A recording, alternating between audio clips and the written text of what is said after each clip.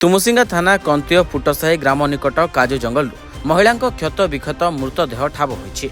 मृत महिला हेले कंतिय पुटसाही ग्रामर संजुक्ता साहू। परिवार लोकंको कहबा अनुसार गतकाली संजुक्ता घरु धान तली लगाइबा पई लेबर पाखकु कहबाकु जाइथिले। एहा परे से आउ घरकु फेरि नथिले। विलंबित राति जाए परिवार तरफरु खोजाखोजी करा जाइथिले मध्य तांकर कोनोसी संधान मिली पारि नथिला। से जाइथिले होउची मूल्या साई हरिजन साई के जिबा बेले से ताकु डाकिकिनी नेकिनी मारि जिति। ताकु न्याय दरकार हमकु।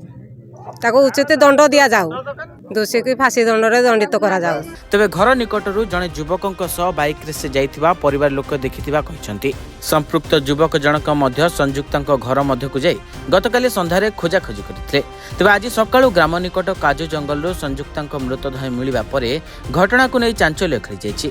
परिवार लोकंक अभियोग संजुक्तांक ठारू संपृक्त युवक टंका नैथिबा कहै जाउछि।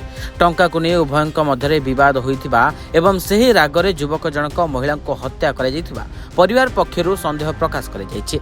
एक्चुअली प्रशासन अवहेला जोगु आज से दोषी मारिकी एठू माने पळेछि। जी भी यही दोषी काम करिछि ताको तुरंत फांसी दिया जाऊ। आम ग्रामवासी तरफ ये समस्त तरफ रहिला ताको तुरंत फांसी दिया जाऊ एवं निया जाऊ एवं पुलिस तुरंत कार्यानुष्ठान ग्रहण करू।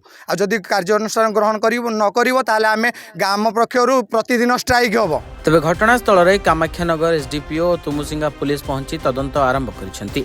मृत्युर प्रकृत कारण संपृक्त युवकंक भूमिका एवं घटनार संपूर्ण रहस्य पुलिस तदंत पर स्पष्ट हेबे बोली कहा जाउछि। निखोज थिले तांको बहुत खोजाखोजी करुथिले पाइछन्ति। गोटे आम गाँव रो पाख गोटे काजू फील्ड अछि सेठी तांकर मृतदेह ठाब होईछि।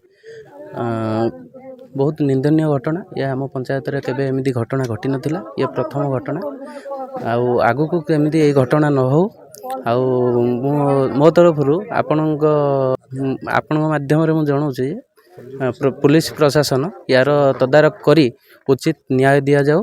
परिवार आउ अति शीघ्र चोर माननकु जे भी भूल करिसंती तांको माननकु अरेस्ट करी उचित न्याय दिया जाऊ।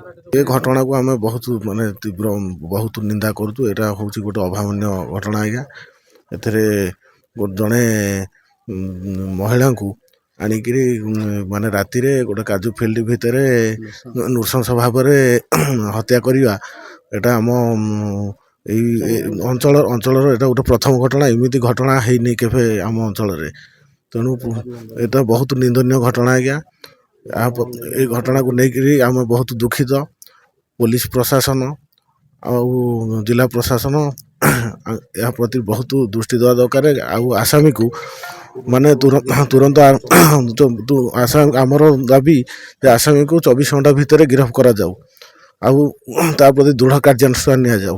कामाख्यानगर सामदर्शी दास को रिपोर्ट रिपोर्टर्स टुडे।